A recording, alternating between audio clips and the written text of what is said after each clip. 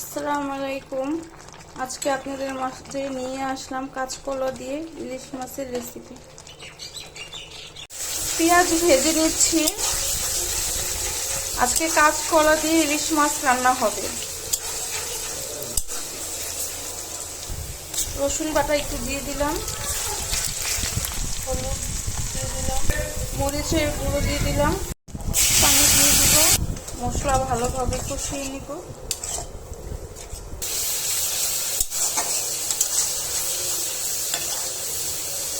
দিয়ে দিচ্ছি কাঁচকলা দিয়ে ইলিশ মাছ রান্না আসলে অনেক স্বাদ, আর কাঁচকলা এমনিতেই অনেক পুষ্টি।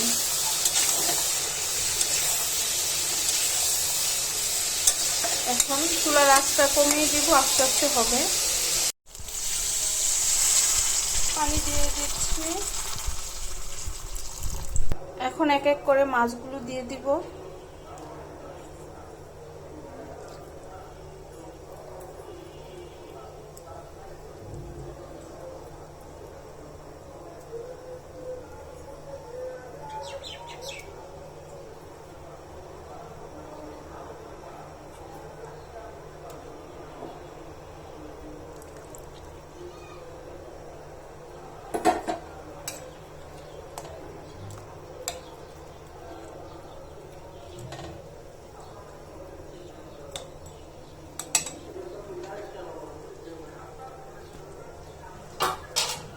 এখন ঢেকে দিব, আস্তে আস্তে মাছটা হবে।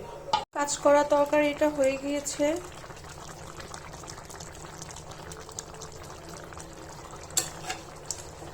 ধনিয়া পাতা দিয়ে দিলাম।